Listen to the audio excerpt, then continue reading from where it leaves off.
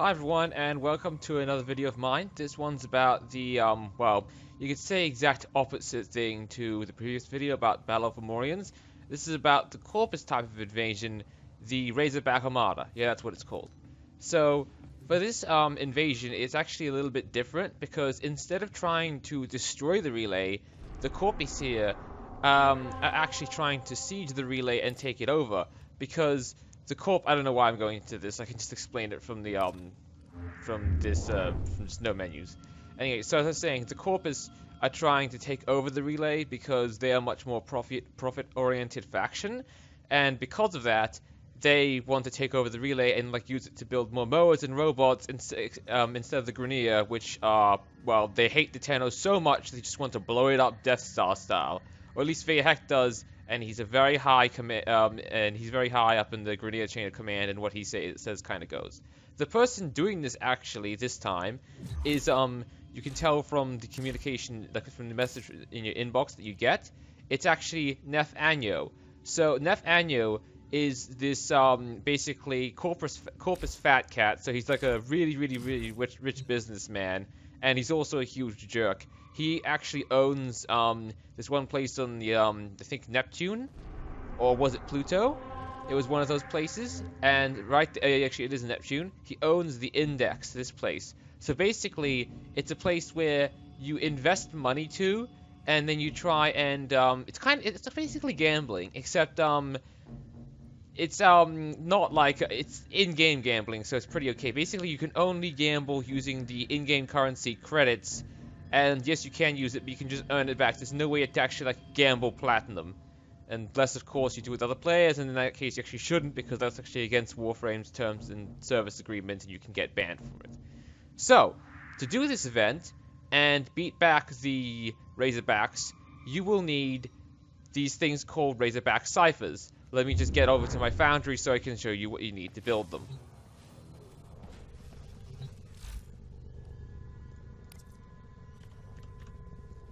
You see here, Razorback ciphers, which need a cryptographic ALU. I don't know what actually ALU stands for, but I know this thingamajig is...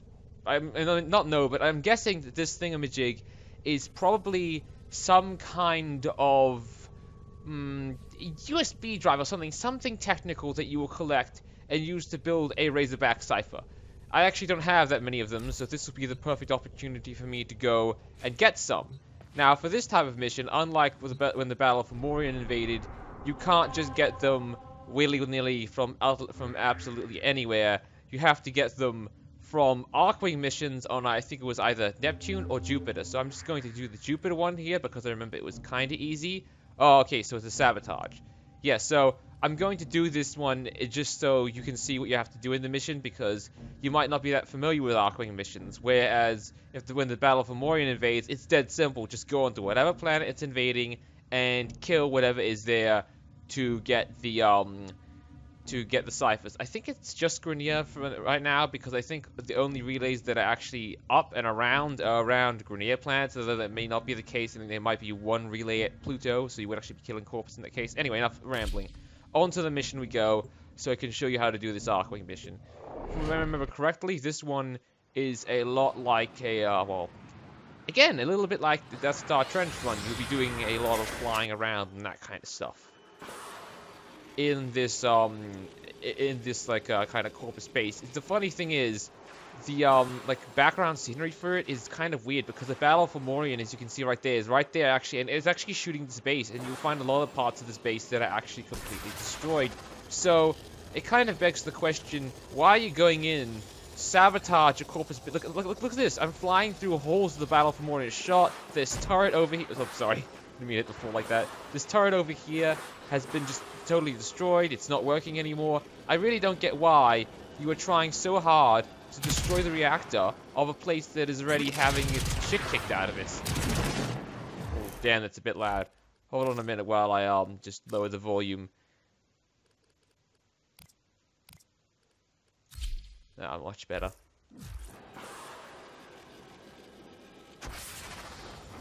And so this mission here, it's pretty simple if you know what you're doing. Just generally follow the indicators in the map to get to where you have to go, and then you can actually sabotage the reactor. As you can see there, I was able to just totally bypass those drones, not a worry at all, because they're a little too slow to catch up with me.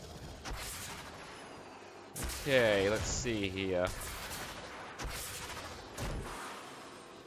Could it be possibly the roof? I think I may have taken a slightly wrong turn somewhere. Or maybe you just have to go higher.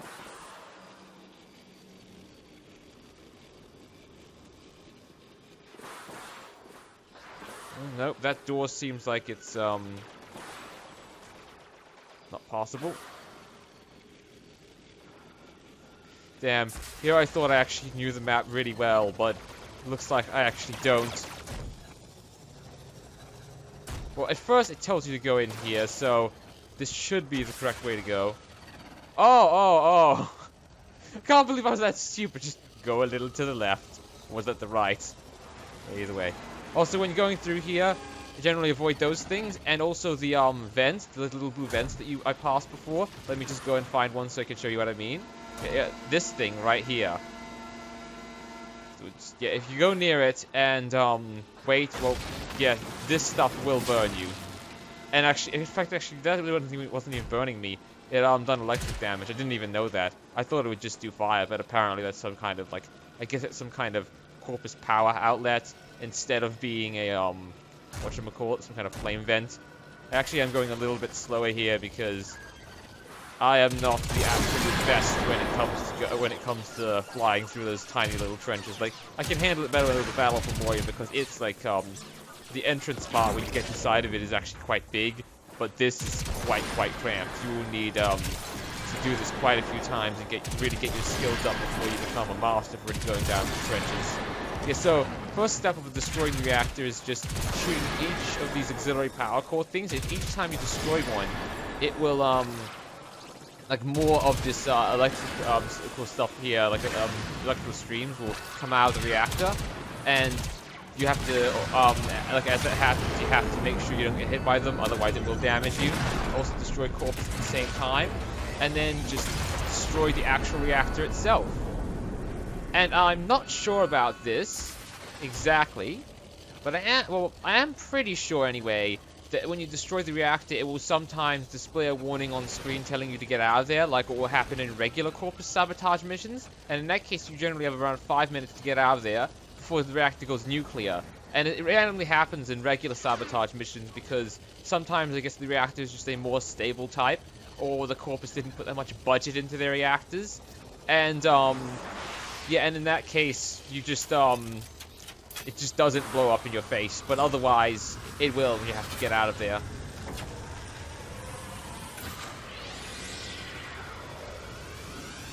Yeah, so that was pretty much the sabotage mission, and as you can see there, I got a mod. I think it's for the Arcwing melee weapon, the Vertex I'm using. Yep, it is. Okay, so even though I didn't get a single cipher from there, the wiki said that you get it from enemies, so just stay around there longer and destroy more enemies if you actually want to get a cipher. And then, of course, the this is a mobile defense, so I guess this is, in a way, a little bit self-explanatory, but I guess it can explain some tactics you could use when defending the few mobile satellites that are in this mission. Again, it's Corpus. So expect the stuff they bring, which I guess is, as you've seen before, a bunch of Ospreys and stuff, and generally electric damage. If you have any, I don't even know if there are any Arcwing mods that can negate the electric damage very well, but if you have them, of course you should equip them, because Corpus tend to do a lot of electric damage. Oh yeah, this thing, okay, so apparently it doesn't give you magnetic damage, but it will still damage you. Oh, and if you're wondering how I'm dealing with all these enemies so well, it's because, as I explained before in my previous video about the Battle for Morion, this Arcwing is very well modded. I've had it for a very long time. Every single weapon I have with it is level 30. Also, as you can see there, I was getting slowed down heat. I'm not sure why that actually happens, just sometimes. It seems to be kind of random why that happens. Oh, and also, another thing that's great about this mission is, unlike the sabotage ones, enemies are generally drawn to the thing that you're meant to be defending. So you will be able to fight a lot more of them at the same time, which is actually what you want, because even though these things are quite tough here, you want to be fighting a lot of them because the more enemies you kill, the more chance you have to get the Cypher. And I'm not sure if I just mentioned it a few moments ago, but with the Cypher, I've also read about this in the wiki, the Cypher actually looks like a regular old Fomorian Disruptor isotope. So if you're looking for this tiny little black and the blackish, bluish thing with a little bit of red in the middle, it could actually potentially be quite hard to see. And this currently is actually a slightly disappointing amount of enemies that are coming. I was really hoping for more. You may be thinking like, geez, why you want to fight more when it makes it hard to defend? Well, yeah, it will, but at the same time, you really want a lot of them, so you'll be able to get enough ciphers. Yeah, and generally because of the ciphers and how the you actually fight the Razorbacks, this event is a bit more of a pain to do than the Fomorian. I mean, sure, the Fomorian had those Zeppelins, but when it actually comes to fighting the actual Razorback, what you have to do is hack bursters. Bursters, I'm pretty sure you've seen one in one of my previous videos. If not, it's a giant tank. So, well, kind of a tank. It's more like if a mower was turned into a tank and given a sort of tank-like thing and given treads. It's capable of constantly slamming you and stuff like that. And yeah, as I was saying, to kill the air mod. Oh, I guess there was just an augment mod for the Itzel. That's not currently useful for me because I'm using the Odinata. The Itzel is a kind of stealth Arcwing that allows you to blink around heaps. It's generally way more fast and zippy, and by that I mean you can fly generally as fast as this one is. Flying in this one, the Odinata, if you put enough speed mod, but because of the blink mod, it's kind of like Loki's teleport, except it happens just really quickly and you don't need an enemy to do it with. Yeah, so as I was saying before, the Razorback Armada event, like this thing right here, can be a bit more of a pain to fight, because you have to go around and first off do Arcwing missions. Well, of course the Battle of Fomorian event also had Arcwing missions, but that was the last one. You could just play regular missions, but this, I guess it includes a lot more Arcwing, because instead of farming the resources of average enemies, you will be farming it off Arcwing. And also, as I was saying, with the actual Razorbacks, you have to go and hack the Bursa, and then get the Bursa to shoot the Razorback, damaging it slightly, so then you can actually shoot it and deal damage. It's a lot like the Jackal fight for the video I haven't made yet. I really should get around to that, how to get Rhino. Yeah, you'll see in that video when I upload it about just like how the Jackal is very similar to the Razorback. I'm pretty sure DE even like got the design off the Jackal and went like, hey, let's kind of modify it a little bit and give it a kind of new skin. That should be cool, because the Razorback does look a lot like the Jackal. Yeah, those corpus right there, the Penta Rangers. It's kind of funny because they actually use the model for the Opticore. Also, another fun fact about these Corpus Rangers here is that they are basically a Corpus dude enlarged heaps. Like, when you look at it, these guys are about basically as big as Dargans, which is a near inside a ship. And that really should not be the case here. They really should be much smaller. Like, unless Corpus, of course, have a way of, like, cloning people to just be huge, but I don't think they actually have that kind of tech.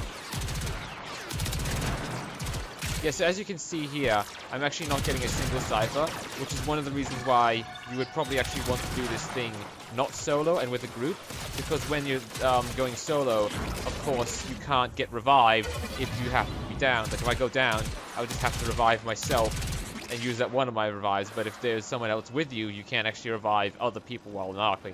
It's just a little bit difficult to do because you can generally zip around so much and Arcwings are kind of tiny. But in this map, it shouldn't matter so much because you have, like, this is quite an enclosed space, but yes, it can be a huge pain to try and revive someone when doing the Battle of Fomorian event. In fact, it has been such a pain, and I think generally most people know that it is, that what I've seen most people do is just generally let themselves die. Like, you can hold X to give up. Well, I'm not sure what the revive key would be if you were using the PC controller. Since I'm using a Xbox controller, it may actually be X anyway, or whatever it is for and of course it's Xbox X for an Xbox controller, and I guess it would be square for if you're using a PS4 controller or playing on a PS4. Oh, that guy's actually doing quite a number on me. Is that little drone you've seen there? They either are spawned by a certain type of much bigger Corpus enemy, which can spawn those drones. It's kind of like a big box-looking robot. Oh, okay, so apparently those little purple drones can also spawn it. And the neat thing about doing this mission is that because it's kind of high level, the satellite you actually have to defend is kind of decently high level as well. Oh, and if you're wondering how I'm constantly gaining energy in Arcwing, even though I said that all energy and regaining mods and such don't really work in Arcwing, that's because you actually regenerate energy on your own just while in an Arcwing. You don't have to have any mods. It's great. Which means it's actually an excellent way to kill some Grenier. Let's say like if you're on the plains of Eidolon and you were completely out of ammo. Oh, there it is. Actually got a cryptographic cipher, so you have to destroy like, quite a few Corpus enemies, as you can see. Oh, and I got another one right there. Neat. I guess it's just luck of the draw how many of them you get. Yes, as I was saying before, if you are on the plains of Eidolon and then you have no ammo for some reason, like let's say your guns just can chew through ammo really, really quickly. Like let's say your weapons you're using is some kind of submachine gun for your primary, and for the secondary using the twin Grucadas. And yes, one of the secondary weapons in this game is actually just 2 Grucadas. It's great. Oh, Hyperion thrusters. So that could be, I guess this could be another good way to get that mod, and I really, really recommend getting it because it is just so fun. That is actually that's the one way I've made my Arcwing so fast. The one mod I've needed to do that. I don't really need any other mods. So if you're wondering how I ever zip around the plains of Eidolon so quickly, it's by using that mod.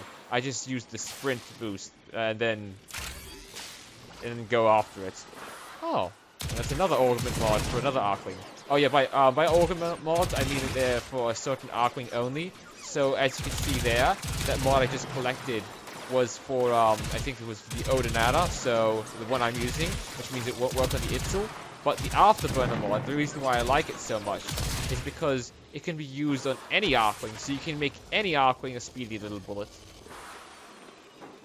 Oh, just when you have that mod, keep in mind, oh, this is actually the big thing I was talking about, the Grox. Just gonna scan it here because I haven't scanned it before.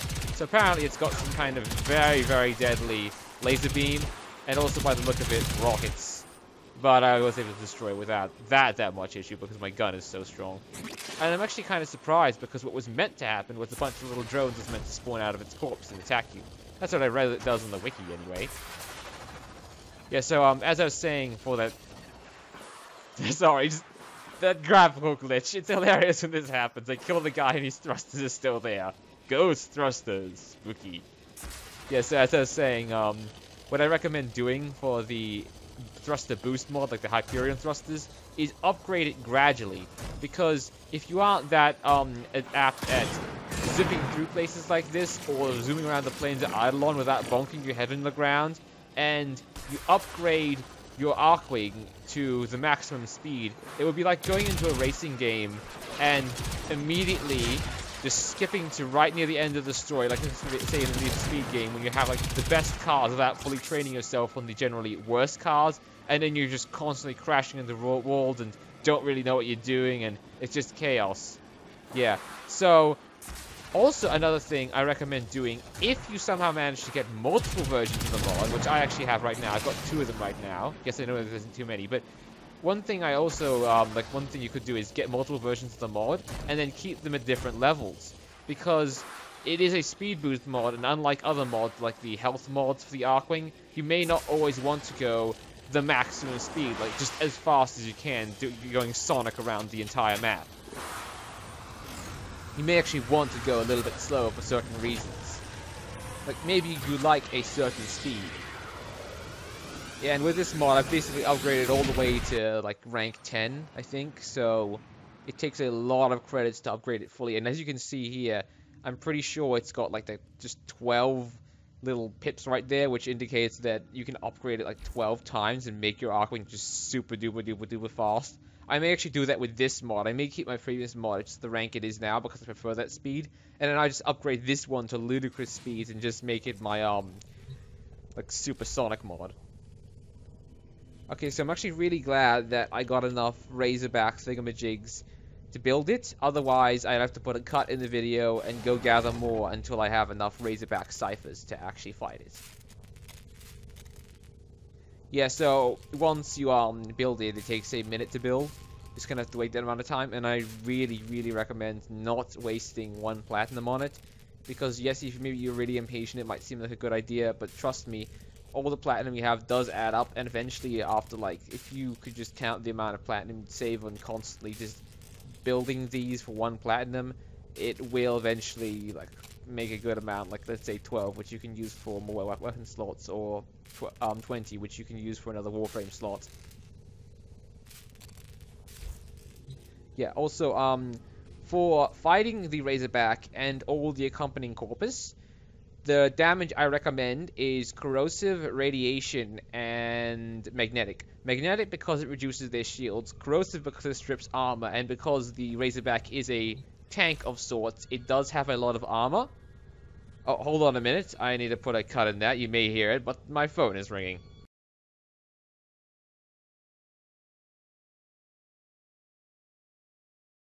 Alright, and we're back after the cut. That call was a telemarket. I just told them not interested like usual and don't want to buy anything. Anyway, as I was saying before I got that annoying phone call was interrupted, the way you make all the different damage types that you didn't know is for radiation, it's heat and electric. For corrosive, it's poison and electric. And for magnetic, it's ice and electric. Yeah, that was it. And how you actually mod the weapon to give you that, and also if you want multiple element types on it, is I'll explain it right now. So, the first element type you slot in will be your element type. In this case, it's electricity. Then whatever comes next will mix with the first element type, and then make it and then make the combined element. In this case, electric and toxin, as I said, are making corrosive. And I don't actually have any other mods in this battle here, so, any element mods, so it won't make anything else. But let's say I go in here and then equip this here Hellfire mod. It will make it then have heat damage. And then the next mod you slot in before or after this will then combine to make another element because it is not already combined to make these two elements.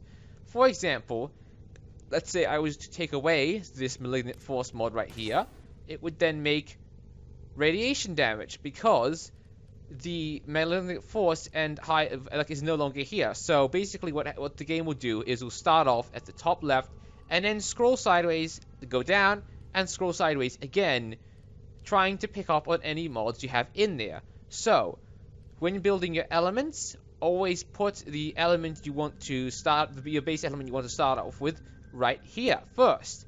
And then, next, put your element that you want to combine, and so on. I've explained that pretty well. Oh, and also, keep in mind that because certain elements have certain polarities, you may want to build your gun in a certain way. Like, for instance, this is actually the exact reason why I have put a V polarity over here to put Serration in.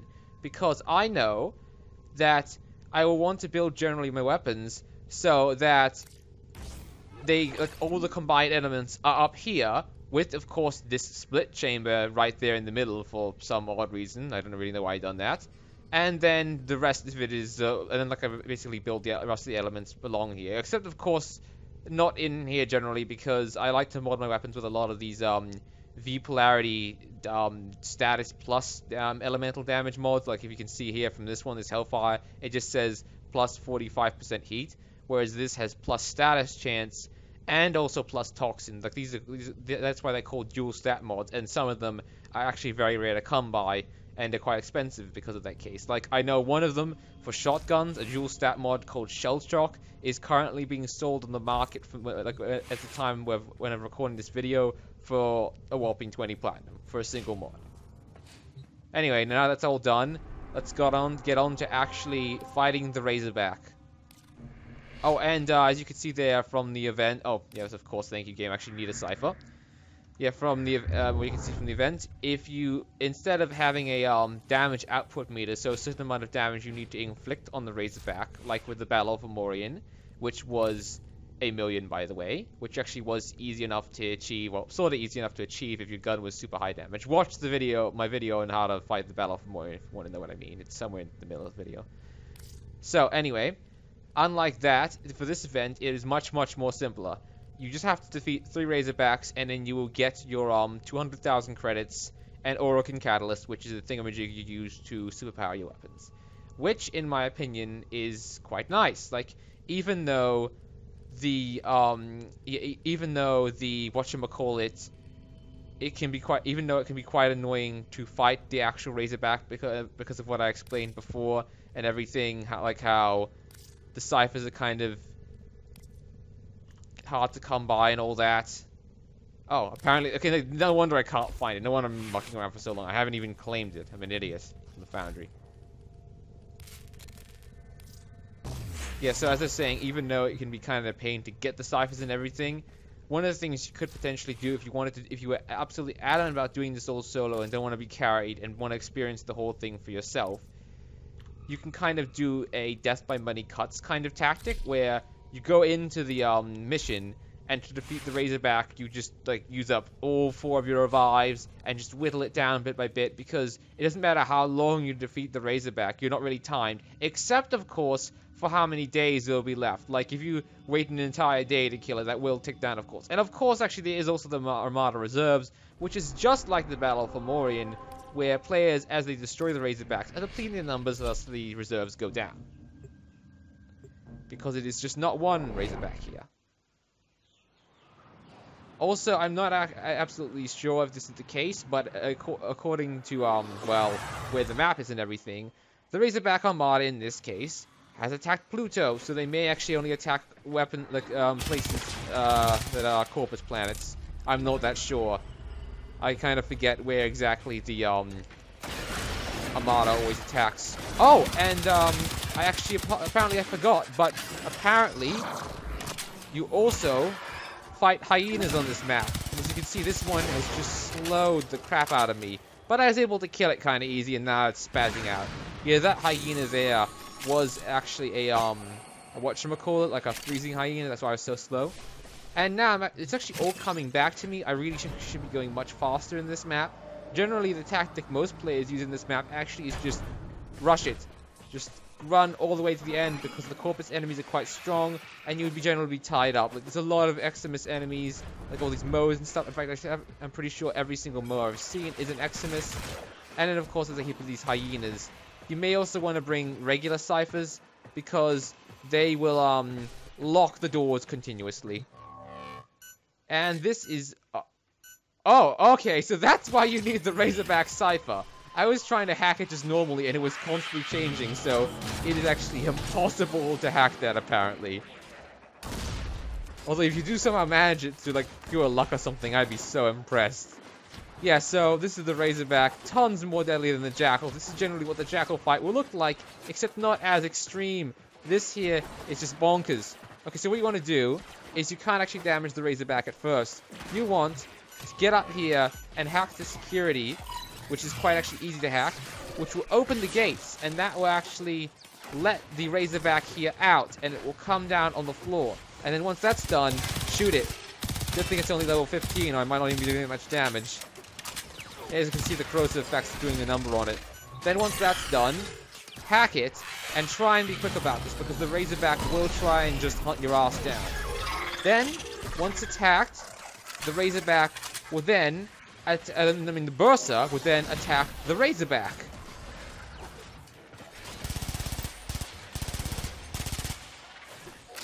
Anyway, yeah, there you can see. It was then, like, brought down to the floor.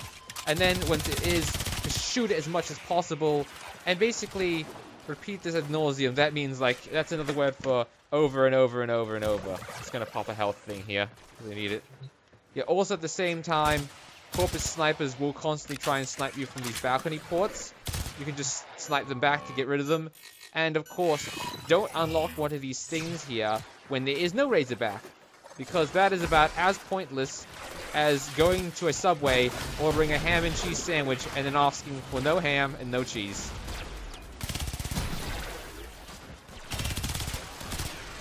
Yeah, one thing that also can be quite useful here is, oh, I didn't even activate it before I died. But one of the abilities Mag has here is, Polarize, which makes, basically, it puts a magnetic field around the razorback, and then all enemy shots will be drawn to that magnetic field, and, wow, this is some good firepower they have. So all shots of this thing will be drawn to that magnetic field, and they will, hit your intended target. In that case, the Bursa.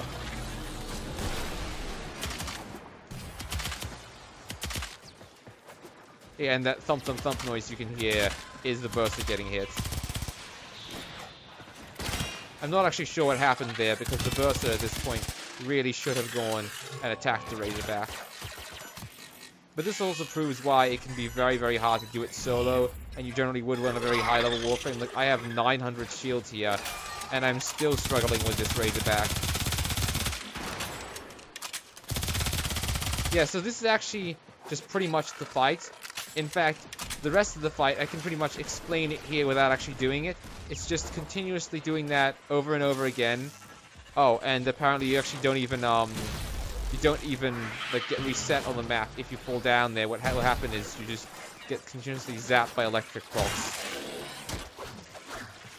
Yeah, so as I was saying, you just continuously avoid its attacks, go up there, hack the Razorback panels, and then get the Razorbacks to come down. And then once that's finally done, you just exit the map, and of course hack the consoles if lockdown is in effect.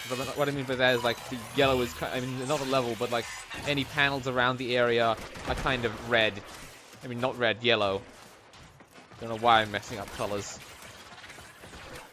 Yeah, so this is actually pretty much how you do the event, and then once you've killed the Razorback, you potentially get a nice mod from it or something else, and of course you get your rewards after doing 3 of them.